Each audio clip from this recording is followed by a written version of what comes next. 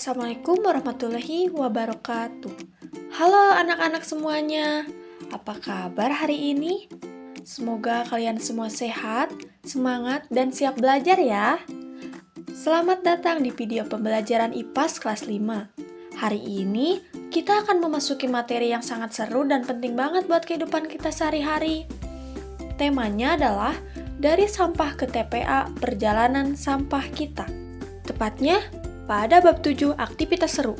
Dan kita akan fokus pada topik B, tantangan memilah sampah. Nah, di pembelajaran kali ini, yuk kita dengarkan kisah inspiratif dari seorang anak hebat bernama Rico dengan judul Rico si Penyelamat Bumi. Bagaimana ya cara Rico melakukannya? Siapkan diri kalian, simak dengan baik dan jangan lupa catat hal-hal pentingnya ya. Siapa tahu kalian bisa jadi penyelamat bumi juga seperti Rico. Di sebuah desa kecil yang asri, hiduplah seorang anak laki-laki bernama Rico. Ia suka bermain di taman dekat rumahnya. Tapi belakangan ini, taman itu jadi kotor. Sampah berserakan di mana-mana. Plastik, kertas, daun, dan bahkan kaleng bekas.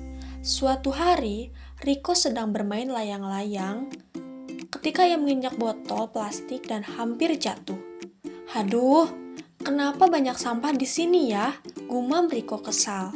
Rico pun pulang ke rumah dan bertanya kepada ibunya. Bu, kenapa taman kita sekarang kotor sekali? Dulu kan bersih dan indah.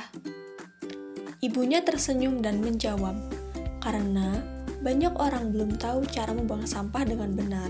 Padahal, kalau kita bisa memilah dan mengelola sampah, taman bisa kembali bersih. Rico jadi penasaran.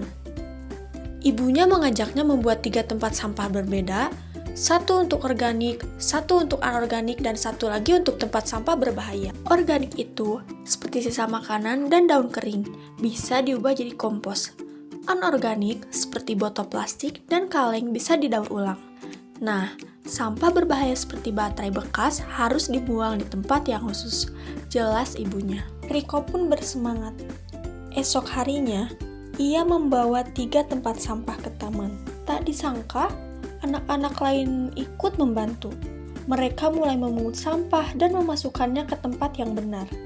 Bahkan, mereka membuat kompos dari daun-daun kering dan menyiram bunga-bunga di taman dengan pupuk itu. Sejak hari itu, Rico dijuluki teman-temannya sebagai Rico si Penyelamat Bumi. Tapi jangan khawatir, karena kita akan belajar bersama cara menjadi pahlawan bumi lewat tantangan memilah sampah. Yuk ikutan!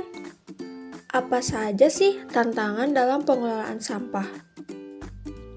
Yang pertama, infrastruktur pengelolaan sampah yang belum memadai. Yang kedua, fasilitas daur ulang dan pengelolaan sampah organik menjadi kompos masih sangat terbatas.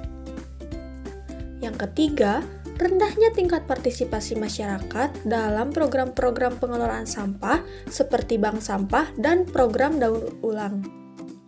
Apa itu bank sampah? Bank sampah adalah tempat untuk mengumpulkan berbagai macam sampah yang telah dipisah-pisahkan sesuai dengan jenisnya, untuk disetorkan ke tempat bengkel kerja lingkungan. Hasil setoran sampah akan ditabung dan dapat diambil atau dicairkan dalam jangka waktu tertentu. Dengan mengadopsi prinsip perbankan, jadi penyetor sampah akan mendapat buku tabungan. Upaya dan solusi pengelolaan sampah. Yang pertama, edukasi dan sosialisasi. Meningkatkan edukasi dan sosialisasi kepada masyarakat terhadap pengelolaan sampah. Yang kedua, kampanye sosial melalui media massa. Program edukasi di sekolah serta penyuluhan di komunitas-komunitas lokal dapat membantu meningkatkan kesadaran masyarakat. Edukasi ini tidak hanya fokus pada pentingnya membuang sampah pada tempatnya, tetapi juga mengajarkan cara memilah sampah organik dan anorganik serta pengolahan sampah di rumah. Dan yang ketiga, pengembangan dan penerapan teknologi ramah lingkungan.